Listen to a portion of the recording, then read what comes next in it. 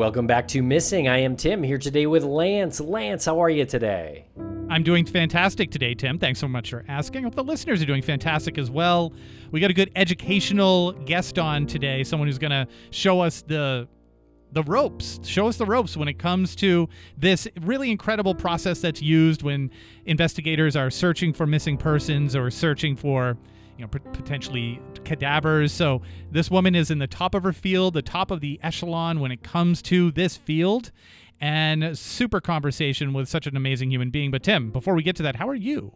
Doing great over here. Thanks a lot for asking. And yeah, we are speaking with Dr. Trace Sargent here today. And if that name sounds familiar to you, it may be because you've seen her on several other TV shows or podcasts, or because we had her on our live fundraiser just a month ago in June, our fundraiser for private investigations for the missing, and she joined us there for a segment. But Lance, she is a fantastic guest. She is a powerhouse of certifications and knowledge. She has a PhD in psychology with an emphasis in criminal justice. But Lance, she is also a canine handler, and we speak a lot about dogs in this conversation. No better way to spend an afternoon talking to a professional in this industry, especially somebody who describes her partners in such glowing light, and her partners are those of the canine kind. And how she speaks of them with so much respect and admiration, and she defends them. It really does add a lot to this conversation, because she's not just treating them as instruments for finding clues or helping investigators, but she's speaking about them in the context that they are her real partners, which I thought was an amazing human quality to put on this. And like I said earlier on, she's an amazing human being. She even followed up an email with us just to check in, she's someone who does stuff like that. And we'll also thoroughly explain what she's talking about. And we appreciate that so much too. Yeah, absolutely. Because a lot of her training and certifications are things, we don't know too much about. So yeah, she is great in helping us understand. So yeah, I hope you really enjoy this conversation with Trace Sargent. And Tim, I don't think we're going to need dogs to sniff out where you and I are going to be in September of this year, the 5th, 6th, and 7th. We'll just let them know now, and they don't have to expend any energy. We're going to be in Denver, Colorado at CrimeCon, and folks out there can join us, and they can join us for 10% off their standard badge by going to crimecon.com, putting in the code Crawlspace, which is our other show, that's all one word, for 10% off your standard badge, and you can see us there. We might have some dogs around us. Who knows? That could just be a game time decision, but we will have a silver fox around us. Yeah, we are doing a session with famed death investigator Joseph Scott Morgan of the show Body Bags. And so he's great to speak with, and we're going to be speaking about the New England serial killer phenomenon that he will help us work through as we discuss all of the intricacies. So we will see you there at CrimeCon. Come say hi. All right, and Lance, before we get to the interview with Trace Sargent, we just want to let everyone know that we are a video show on Spotify. So if you're listening on Apple or any other podcatcher, you're going to be watching us on Spotify and on YouTube as well. And you can make a comment. Let us know what you think of this episode or all of these episodes right there on YouTube or Spotify. We'd really appreciate it. All right, everyone, thanks a lot. We're going to break quick for commercial here, and we'll be right back with Trace Sargent.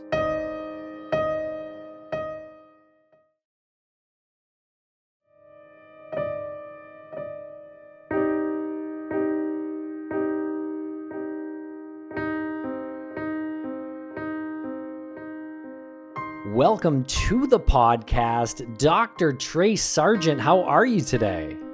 I'm doing awesome, Tim and Lance. How are you guys doing? Yeah, we're doing really well. We were so looking forward to this conversation because you were so generous with your time when we did our private investigations for the missing fundraiser, and you joined, and it was this sort of whirlwind of when do I come on? Oh, I'm on. And then we asked you some questions, and then it just felt like we needed to have some more time with you, and the listeners really enjoyed having you on. So thank you so much for coming back and sitting down with us for an extended conversation. What you do is amazing, but can you just fill some of the listeners in who don't know who you are? Fill them in on your background a bit? Absolutely, Lance. So my name is Tracy Sargent. Many people know me as Trace, and that's what I usually go by.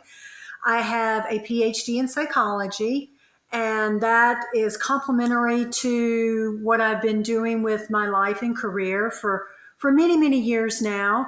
Law enforcement, firefighting, EMT, emergency management, and all of that is collectively tied in with the keystone of dogs.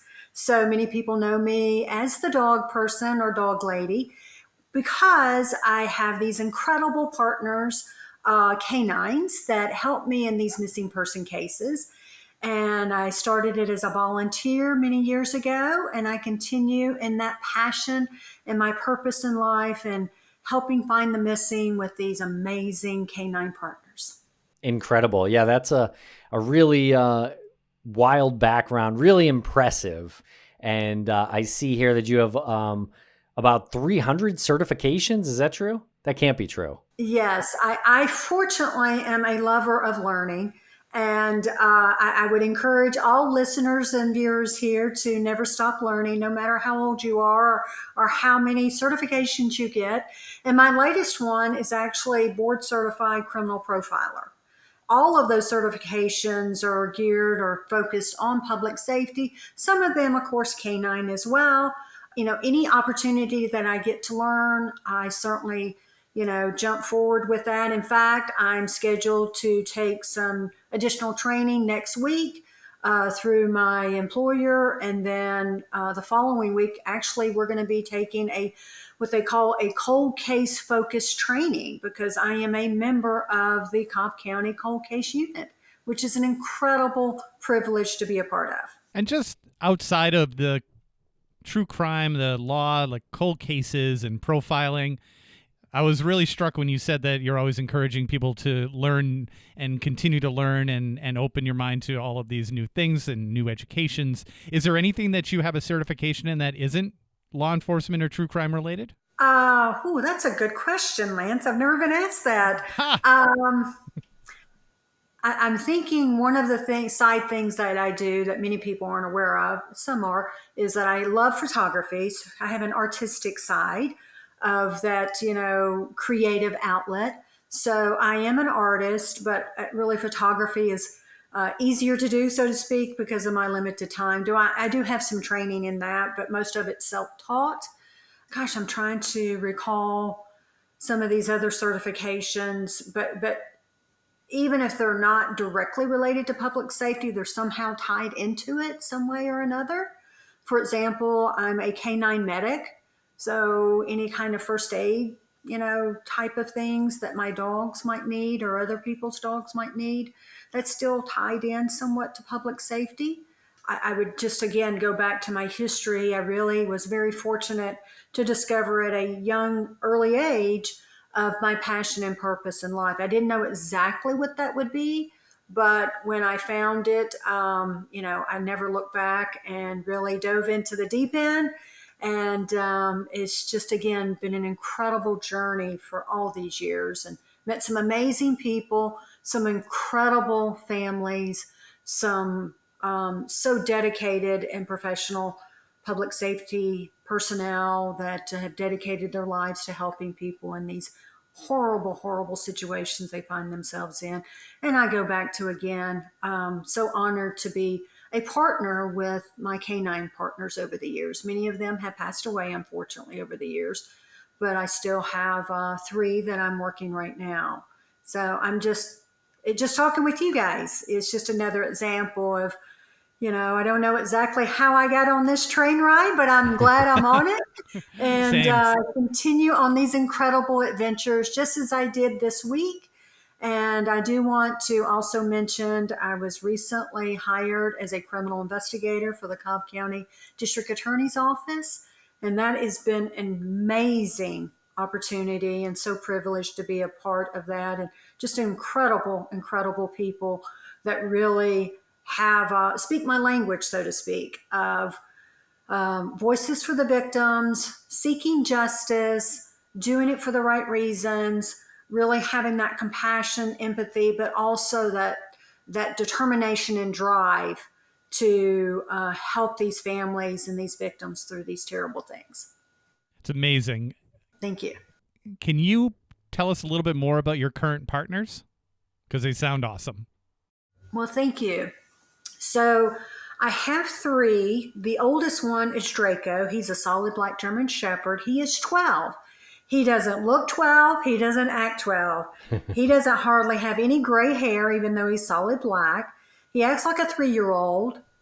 But what I'm doing with him now is real limiting his mission time and operations, just because of being respectful for his, physical abilities. So when I take him, I usually limit it like a 2-hour radius of where I live. So that way he doesn't have to drive too far, or ride too far, I should say. And then I generally use him last. So I'll let the 2 younger dogs search these wide open areas. And if those dogs respond, then I'll get Draco out as a third, confirmation that yes, we do have some scent here.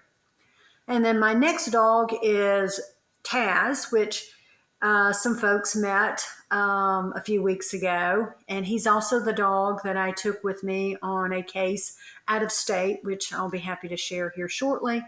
Interesting background with him. A friend of mine told me about him here at a local high kill shelter. And I was looking for a new partner because my other partner, Chance, which has passed away now, was retiring. And she sent me a picture of him that they had posted on their Facebook page there at the shelter. And I went to go meet him, and he was just off the charts with his drive and intelligence. Just everything about him was amazing. So I brought him home, and within about a month, I trained him, tested him, certified him, and he was already mission ready. Very, very smart guy. I did do his DNA. He looks exactly like a full-blooded Mal, but he's smaller, which is great because when I travel on planes or trains or automobiles, so to speak, his smaller size comes in handy. So he's about 50, 55 pounds. Draco is about 70, 75 pounds. But Taz, his DNA was primarily Mal, and of course Mals have German Shepherd in them. And then he's also got cattle dog in him, which makes him a smaller, more muscular type of build. Which you combine those type of breeds together, you're going to have a very intelligent, high drive dog, which is perfect for the kind of work I do.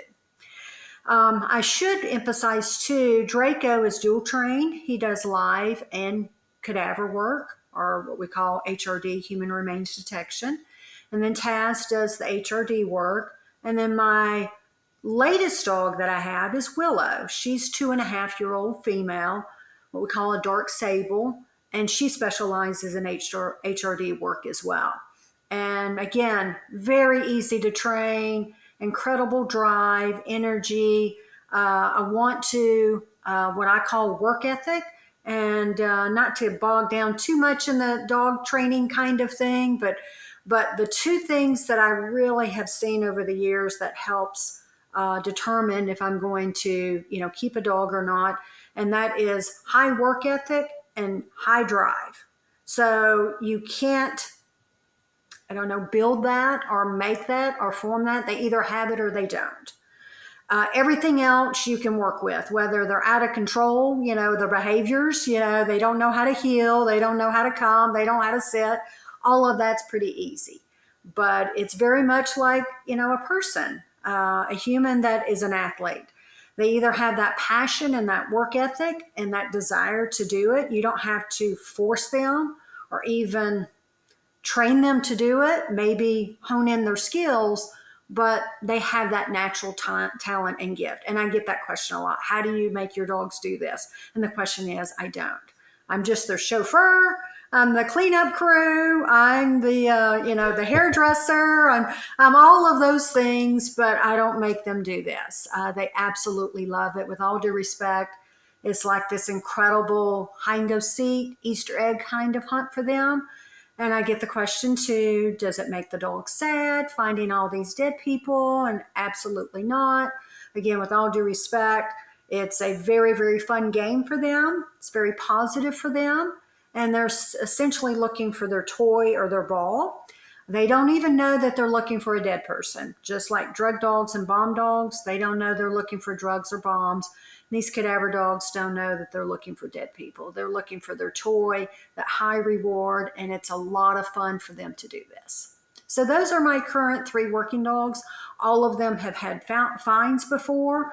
All of them work very well together. They travel very well, and just a lot of fun. But just like people, they have their own distinct personalities and likes and quirks and all of that. And I certainly respect that as well. I would like to also add that I'm a big advocate in, of course, the physical health of these dogs, that they are true, I would dare say, Olympic athletes, because oftentimes we have to work for hours and hours in all types of weather. So they have to be in peak, top physical condition 365 days out of the year. But I'm a huge advocate of mental health as well. My dogs here, they have, I live on 50 acres. We go hiking almost every day. They have like a half-acre penned-in area. They have swimming pools. They have toys. They have, everything that, they could possibly want or need, because I'm a big, big believer in the mental health of these dogs, that you let them you let them play hard, they're going to work hard. And when I pull up in my SUV, they know, wow, it's time, it's field trip, yay! They absolutely, I cannot open up the door fast enough. And that's what you want out of these dogs, because when we go to these searches, I want to make sure that I'm giving myself 150% to these families and officials. And I'm doing everything I can to make sure my dogs are given 150% of themselves and their best. And that's what I tell folks in seminars, and certainly your listeners, if you decide to get in something like this, this is not a volunteer work. This is not a paid work. It's none of that. It's a passion work. And if you can't give your best every single time, please don't do it, because the families, especially what they're going through, deserve the best that you can give them. And we'll be right back after a quick word from our sponsors. Thanks to our sponsors, and now we're back to the program. How do you train the dogs on different aspects? Like you said, some are cadaver trained, or you work with them on that, and then you work with them on search and other kinds. How do you differentiate? So let's talk about Draco. He's a dual purpose dog. So he's trained to find live and cadaver. Not to minimize the hard work that it takes to train dogs in a lot of different things, but just from my own personal experience and observations, training a dog to be a tracking dog is probably the most physical demanding thing that you can do with a dog, because there's no shortcuts. Every step he takes, you have to take. Every, briar bush and mountain and, just all of that. It's very, very physically demanding and mentally demanding for you and the dog as well. So the dog wins every time when you're building that foundation. You know exactly where the person is. You know exactly where the source is, that there's no way that the dog can lose. Even if you have to make it just so obvious to them that they literally bump into it, if that's what it takes for them to understand what you need them to do, that's great. But I go back again, it's about channeling the drive that these dogs already have. I'm not training these dogs to find things. I'm training these dogs to channel that drive that they have, this passion and desire to do.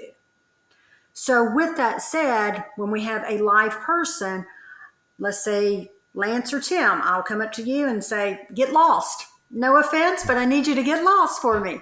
And you have the dog's favorite toy, and you're teasing it and making it really fun. So, hey, Draco, come and get me. Here's your ball. And the dogs go crazy over that, and then you run off. And it doesn't have to be far. It may be 20 or 30 yards. That's it. And I just let him go, and the dog is like, wow, he had my toy. You give him the toy. And the dogs quickly learn, oh, when I find this person, I get to play. It's a fun, fun thing. It's all positive. So then we just expand on that.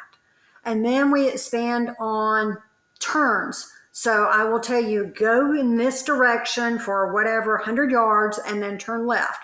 And then go another 20 yards and turn right. And you're marking this. So I know exactly where it is and I know exactly where you turn. So I can teach the dog, all right, the person went straight, but they also turn left or right and go in different directions. One thing, and listen, your listeners may not be aware of this, most people are very surprised when I say this. Just like us as humans, we're right-handed or left-handed. Dogs are no different. So I will say to other dog handlers, is your dog left-handed or right-handed? And they'll look at me like, what? So the reason why that's important, especially with tracking dogs and even with HRD dogs, if a dog is right-handed and they're not picking something up, the person may have likely turned left. So we have to make sure that the dog possibly missed it. What? It's also important. Hold on. This is I gotta stop you because this is really interesting. A dog can be right-handed or left-handed. Yes. And if they're tracking something, they're, for the most part, always favoring their dominant paw, their dominant side, if they're left-handed or right-handed. So you always have to make sure that they're looking in the opposite direction of their dominant paw. Almost correct. Okay, I'll take that. Yes. Good observation there, Lance. So just like us, and when I'm teaching searchers how to search for missing persons in the woods, most people are right-handed. So when they're doing map and compass or when they're searching the area for evidence or people, and they have either not made their destination or they're not sure if they're there yet, typically I tell them you haven't gone far enough. And if you get to your destination, you feel like you're in the right place and you don't see what you're supposed to be finding, look to your left. And that's generally where it is because we lean to the right when we're right-handed. If you're left-handed, you lean to the left. And it's no different than dogs. Not to say that we won't go left or right, but we have a favor and we don't even realize we're doing it. So you have to be consciously aware that when you're walking through the woods, you're going to lean to the right. This is also important when I'm chasing bad guys. Oftentimes they will lean to the right or lean to the left, and we learn very quickly which way that is. Now, all of that said, if a dog is right-handed, then if we have, let's say, 6 turns we're going to put in that track, 4 of those turns are going to be left, and only 2 of them are going to be right, and the dogs quickly learn, oh, I've got to also check to the left or to the right. Not that they don't know it, but it's just training them that if they're favoring this side, just making them aware that they can also go to the left.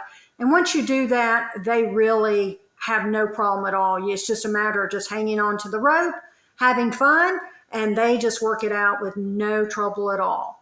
All of that said, all of these scenarios are set up to build the confidence of the dog, to the point where they are so confident that they literally will not stop until they find what they're looking for. That's what we work on, and that's what we want, because that's often what we need these dogs to do when we work these long days, that they want to find what they're looking for and not give up. So again, with the live, it's very time consuming. It's physically challenging, demanding, because you have to set up all these different scenarios. You have to find what we call a rabbit, which is a person that, God love them, that they're willing to say, hey, yes, I'll be happy to go out in the middle of the night or the middle of the day when it's 100 degrees and sit there in the woods, for your dog. So you have to have some good people to help you with that. There's no shortcuts. So then let's transition over to cadaver work. So again, the dogs don't know that they're finding something dead. The interesting thing about HRD work is this. When we have dogs with drive, again, we're just channeling that. So you have this incredible dog with drive and you think, hey, I want to train it for HRD. You expose it to HRD right off the bat, because what we have found doesn't happen often, but it has happened. You have to let them smell a really strong, smelly cadaver source, because some dogs have a natural aversion to it. I have never seen a dog that you're training for drugs that they have any aversion to drugs whatsoever, and any type of drug. But something about cadaver work, some dogs have this natural aversion to, and no matter how much drive it has, you have to wash it out immediately as an HRD dog. So all of that said, if the dog's got the drive and it's got the want to, and when we talk about drives, the big difference is when we Draco, looking for live people is what we call prey drive. It's very similar to a wolf hunting down a deer or an elk or whatever it might be. That is a prey animal. That wolf has prey drive. That dog has prey drive. It wants to hunt the prey down. In this case, it's a two-legged animal, a human being. That is prey drive. It's natural. Transition into the difference of HRD, they're not looking for prey to hunt down. Similarly, it would be like a bird dog. They're not tracking a bird on the ground. They're checking this big field and they're looking for this, what we call hunt drive. So they're hunting this field for that bird. And once they find that bird, they point, they flush, whatever it might be. That's the same concept with HRD dogs. They're not using prey drive, they're using hunt drive. So let's think about that source as the bird in the middle of the woods or field, and they're hunting this whole field or woods for the bird. And once they find the bird, they do something, whether it's sit, lay down, bark, whatever his trained alert type of behavior is, you give them that reward, which is typically a ball or some type of toy they're interested in. So that's the huge difference between the two. Prey drive, hunt drive, depending upon what you want the dog to be trained for.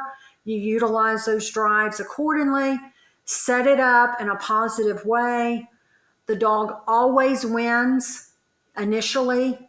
It's always, the answer is always there for them.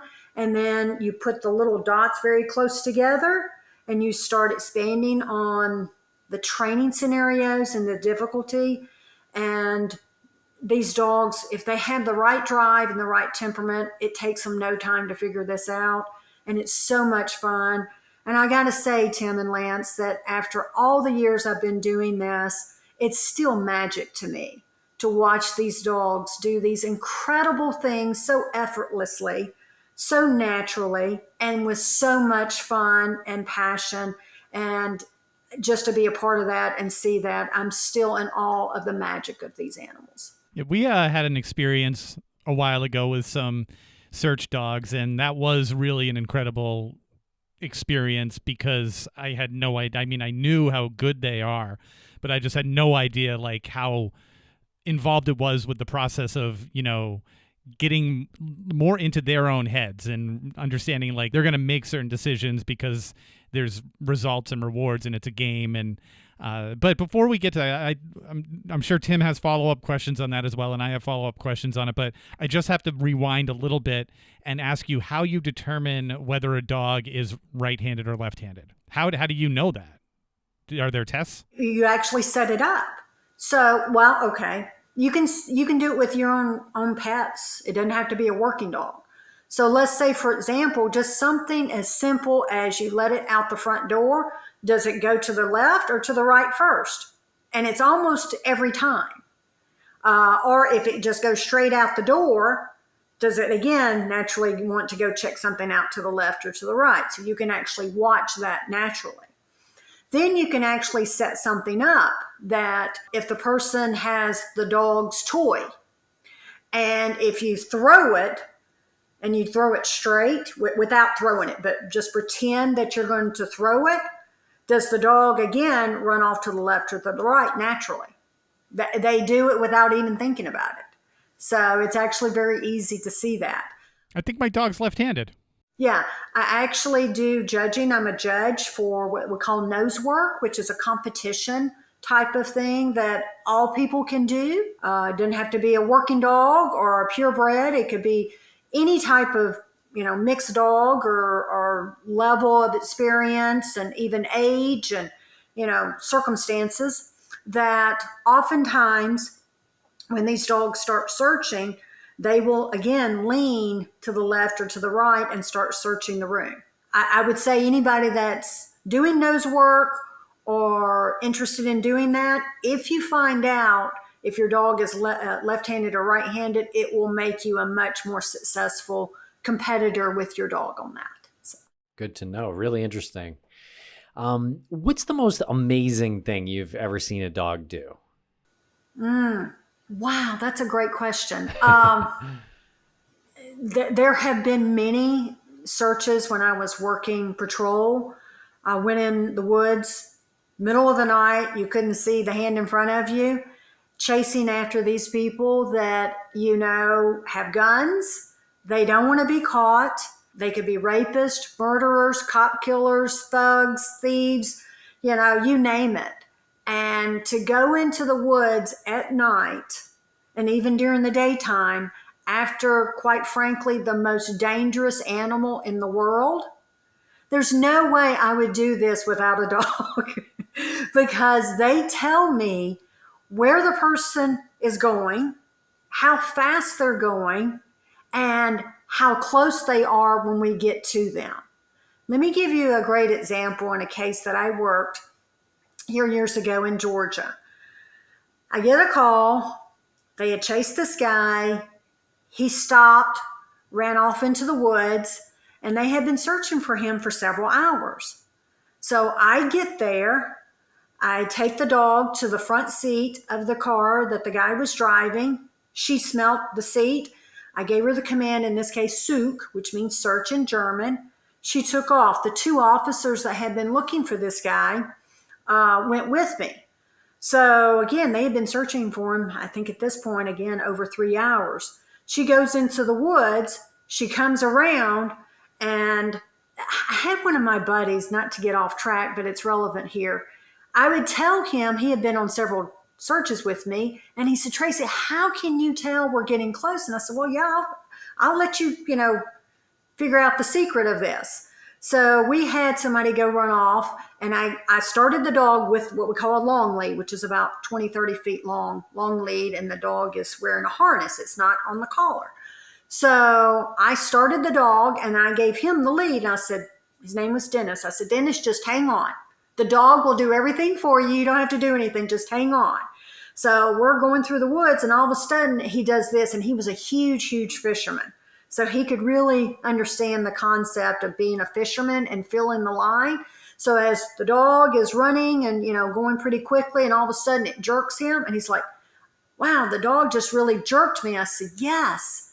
So I don't know if the viewers know this, that as human beings, if somebody stops, lost person or fugitive, it doesn't matter, and even cadaver work, them sitting there is similar to like a penny or a pebble in the middle of a pond. So you're that penny or pebble, and then it ripples out. Well, that is a scent pool. So the longer that person sits there, the bigger their scent pool. Well, what's awesome about dogs is that they're tracking that scent, and when they get into that scent pool, they kick in what I call overdrive. And that tells me we are close. So it happened with Dennis, and he's like, that is the coolest thing. And it is. It's awesome. So that's what happened in this case. We go into the woods. She immediately starts tracking, and all of a sudden she digs in like what I call super turbo drive, and I pull back on her and I stop her. And guess what I do? I tell the officer, I say, get ready. He's right over there.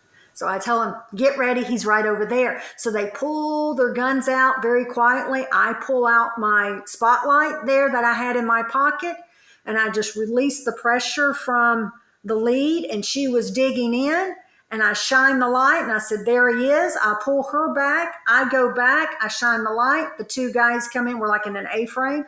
The two guys come in, guns drawn, and the guy is right there underneath some brush. Textbook. It worked great. So the perimeter guys heard all this yelling and screaming. They came in. I thought, well, they've got this covered.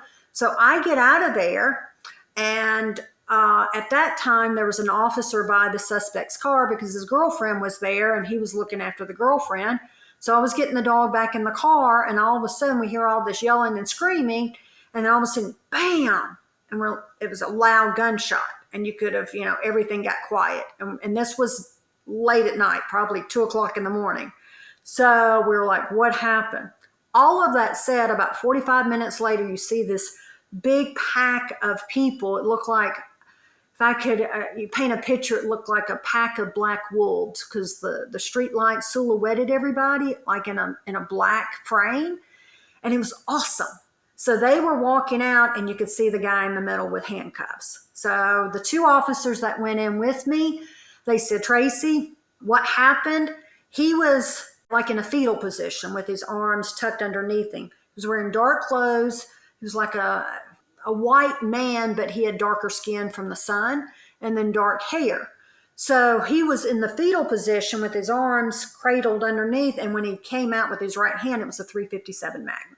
And that's when you heard the yelling and screaming. He had it to his head, and then he turned it and shot it up in the air. I think the only reason they didn't shoot back at that time, one, he wasn't pointing at anybody, but also they were surrounding him too. So they were trying to be, respectful for the other people there. Those two officers came up to me, shook my hand. They said, Tracy, we don't know why this guy didn't kill us, because we literally walked over him at least a dozen times when we were looking for him. And again, 2 or 3 hours searching for him. The dog found him in about 14 minutes. And the backstory of that was my very first search I ever did in Georgia when I moved. And from that time forward, I was chasing people all over Georgia. So much fun. It is the highest of highs. It's an incredible feeling, unlike any feeling in the world. And it's because of these dogs and incredible, incredible abilities that they have. So that in itself, in a broad stroke. Now, when we talk about cadaver work, I would say one that really sticks out for me is a cold case that we did here in Georgia. They called me, and let me just make this story very short. He had been missing for 3.5 years. They wanted to go back to the house where he was last seen. I said, yes, that's where I'd like to, search as well. So they saw some type of anomaly with some satellite imagery in the back of the house, wooded area, about, a couple 100 yards behind the house. And they're like, hey, maybe something's interesting there. Let's check that. Well, we had checked inside the house, nothing there. We checked in those woods. It winded up being a very large yellow jacket's nest, and I got stung about a dozen times. And as we're coming up, and I said, guys, we've checked inside the house. We've checked in the woods behind the house. I said, but we've never checked around the house. And this is how I approach things. I like to probably do more than maybe what's needed, but I also want to make sure if we leave an area, I know for sure that whatever we're looking for is not there. So we've cleared it, we can mark it off and move on. With that said, I want to make sure that all the areas are covered too. So as we're coming up, let's check around the house. This never happens, but I thought, always check, everything before you say it's cleared. So as I took the one dog with me, I took it around the house. The dog alerts underneath the deck, and we're like, what's going on here? This was not expected. So I get the other dog. He does the same thing. And let me explain to your listeners about this. Cadaver work really does two things. It's really black and white. They tell us where something is and where something isn't. And my job in helping the families and the officials is to say, all right, is this area cleared? Can we mark it off and say whatever we're looking for is not here, and we can move on? Because process of elimination oftentimes is the method of success in some of these cases. Or, just like this case, we've cleared the house, we've cleared the woods in the backyard, but when we got to around the house by the deck, the dogs did what we call a trained alert, or indicated that there was scent in this area. So I advise the officials, all of those areas are cleared, but right here, I cannot say it's cleared, that it, quote, in my professional opinion, warrants further investigation. All of that said, we don't know if when a HRD dog alerts. Is it related to the crime? Is it not related? Is it something else? What's going on here? And that's where we have to step in on the human part of this investigative team to say, why did the dogs alert here? In this case, the person that we were looking for had been missing for 3.5 years, was buried right there with concrete poured on top of the grave. He had been wrapped up in a tarp, 2 tarps, and then wrapped up with duct tape like a mummy. And the dogs went straight to it and alerted to it. And that's where, in fact, he had been buried 3.5 years earlier. And we'll be right back after a quick word from our sponsors. Thanks to our sponsors, and now we're back to the program. Yeah, that's incredible. And you said, like, the dogs never get sad when you do these, I guess, discoveries, but do they feel like feed off of your anxiety or your energy or, you know, the excitement when you uncover something like this, or just any sort of like tension or anything like that? Do they understand that this is like a high stakes situation? Yes and no to that, Lance. And what I mean, let me describe. The great thing about dogs, they're really consistent. They don't know that this could be one of the most important cases in the entire world or a case that very few people have ever heard about. So they don't know the difference there, which is great because, let's be honest, it's no pressure for them. It really isn't. They're like, okay, scent is there or scent's not there. It's really us that have those variations of emotions and that variations of pressure. And in that case that I just described, I got to be honest with you guys, when the first dog responded, and both of these dogs were experienced, I knew exactly, what they were, how they respond to scent, as I had seen them do it before. And I'm like to myself, my mind was spinning and I'm thinking, wait a minute, this was not supposed to happen. I thought we were going to check this, not find anything at all. We mark it off, and then this guy might be 2 states over. We didn't know. So I was not expecting that at all. But what I've learned, unfortunately, the hard way years ago, that a dog's nose and their ability is always smarter than my brain trying to figure this stuff out. So I just stay calm, even though I'm dying inside and the pressure and there's people watching, or I had these officers, it was just all of that going on. I was like, let's just always go back to the basics. And that's what I do. I try to stay calm and say, we're going to the basics. This is just like any other situation. I would probably relate it to a football player with a Super Bowl game. This is just like any other game. Even though we know it's not, but just play it like any other game, and that's how I approach it. With that said, absolutely, Lance, dogs are so intuitive. They are very emotionally sensitive.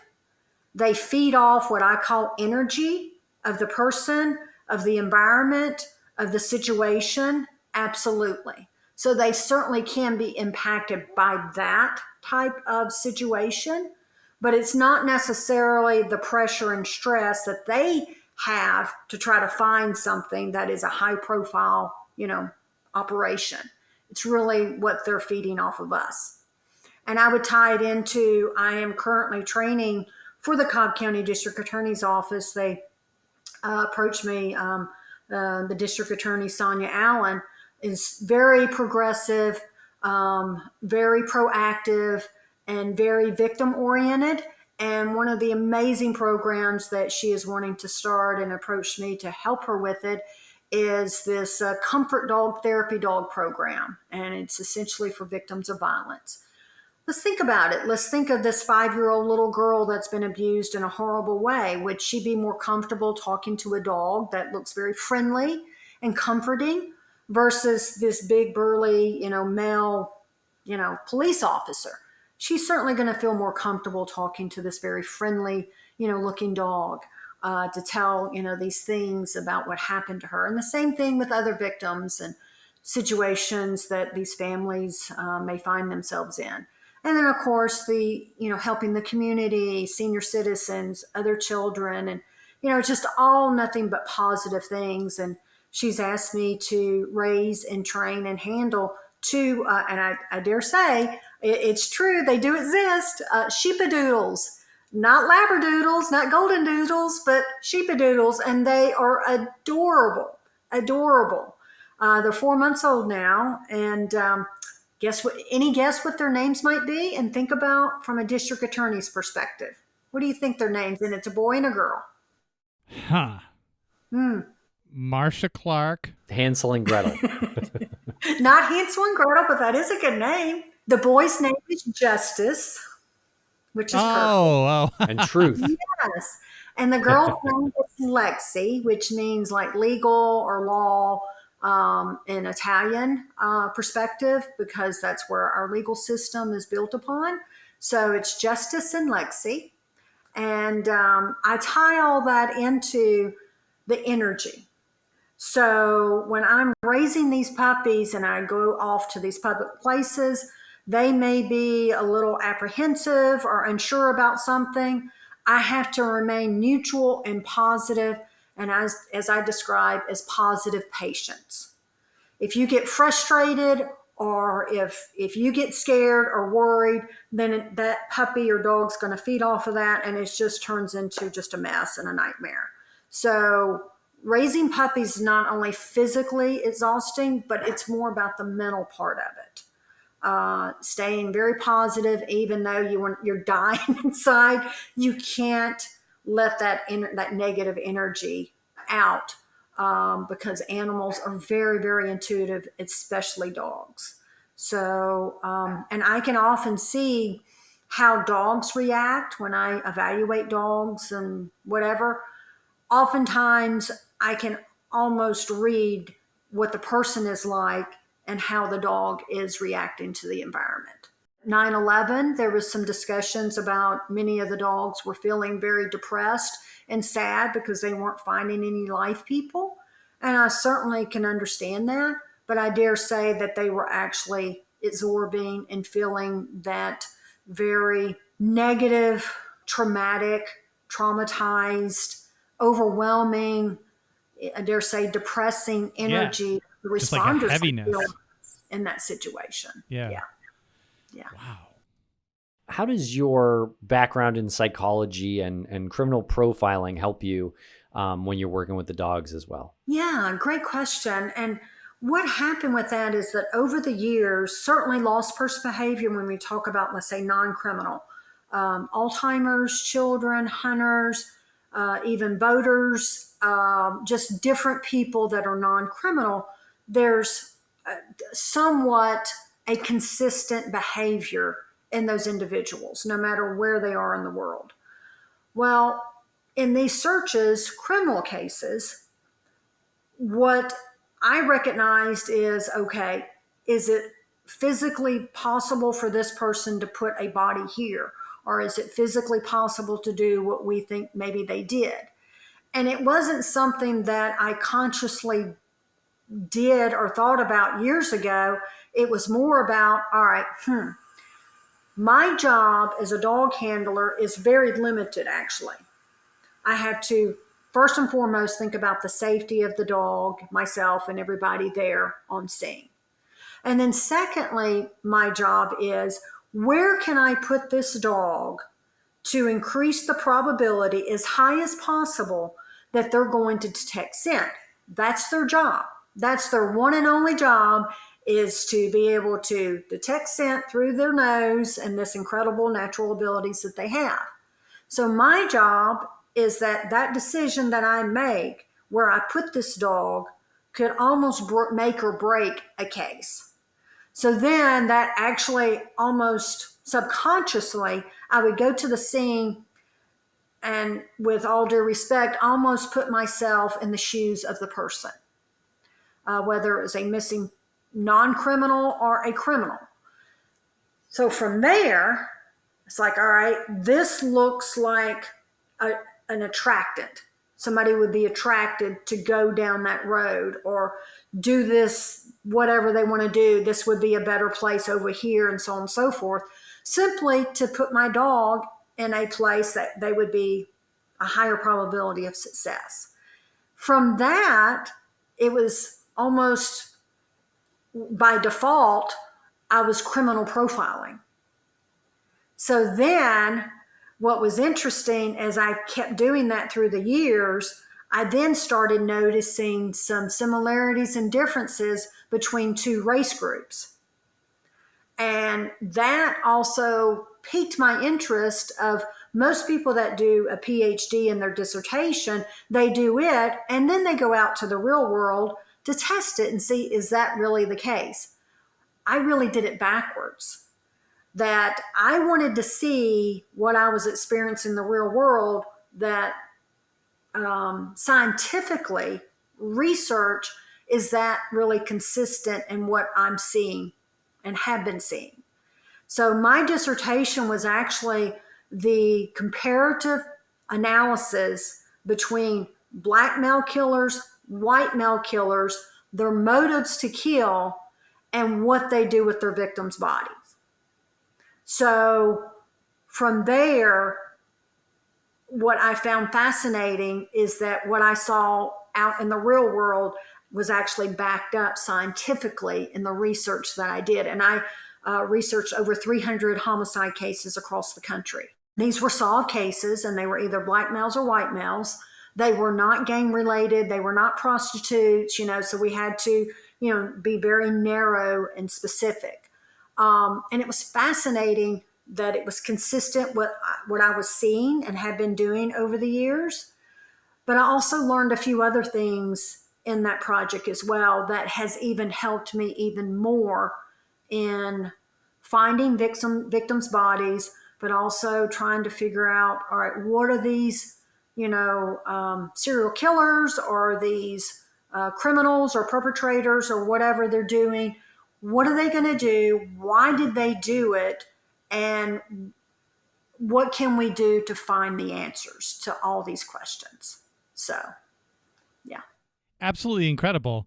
And the relationship with the dogs and you and your colleagues, how does that go over? Does everyone love the dogs, or do you come across, this might sound like a dumb question, but do you ever come across people like other investigators, police officers, who don't believe in that, or just think that that's sort of like a pseudoscience? Well, Lance, I would say I've been doing this for many, many years. When I first started this, I think there was more, questions, because to be honest, cadaver dogs, when you compare it to drug dogs and other dogs, they're a pretty relatively new concept, especially in law enforcement.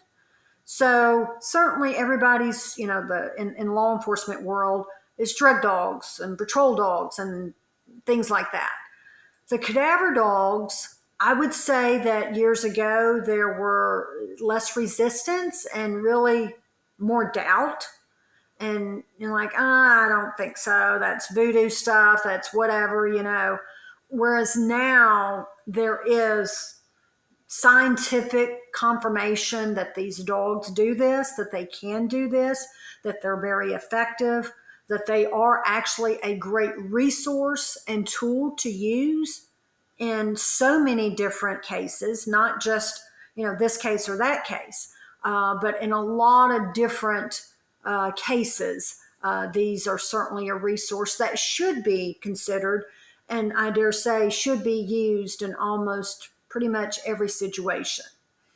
With that said, I think just from what I've, been told, that sometimes there's been a bad experience that law enforcement has had, which certainly can be challenging in itself for folks such as myself and others that have had a very good relationship and very good experience with law enforcement. So there's that challenge as well. I would say too that some of the, thoughts or theories that, let's say, for example, that first case I told you about, the guys had been looking for the person for 2 or 3 hours. Sometimes law enforcement or responders, fire department, EMA, will say, well, we didn't call you guys because we've had searchers out there for, all day and didn't think the dog could, help in that situation. And I would say that's not true. It is a contaminated area, but dogs actually live in contaminated areas every day of their lives. Sometimes it just depends upon, the level of contamination. And then you have, to be quite honest, some egos that, some people want to find and solve the case, which I'm all for. And I would just simply say that we're here to help and not to take away the credit. I always give credit. Most of the time, many of the folks that I've worked with kind of years ago, especially when I was working patrol, kind of kiddingly called me like Batman, because I literally just swoop in, we go searching, do the best we can, and then we swoop back out. I really, don't hang around. I don't get into the politics. I don't get into all of that kind of stuff. We're here to help, do the best we can, and help in any way. And what I tell officials and families is this. I don't know what we're going to find today, if anything, but there's one thing I can promise you, and that is at the end of the day, we'll know more about this case than we did at the beginning of the day. That's the only thing I can promise you. And with that understood, that means me and my dogs are going to give our very best to you and trying to find some answers to your questions. Super cool stuff. I feel like we've learned a lot here today. Thank you so much for spending some time with us here today, Trace. I can't believe an hour has gone by already. I know. Oh my gosh, I can't believe it either. I know. It's like so fascinated by this. It's so good. Yeah, we could easily talk for longer. Yeah. Well, certainly I appreciate you guys so much and what you do, and providing this incredible platform for your listeners, and again, giving a voice to the families. And it's an honor and a privilege to be a part of this. And certainly if I can help you, and I would say to the listeners and any officials out there, we're here to help in any way we can. We just came back from, I would just say, up north. I can't say too much about it. It's a very active, ongoing case, but I will say it's a 30-year-old cold case. How exciting is that? And I will just simply say there was some compelling, let's say it was compelling in what the dog did.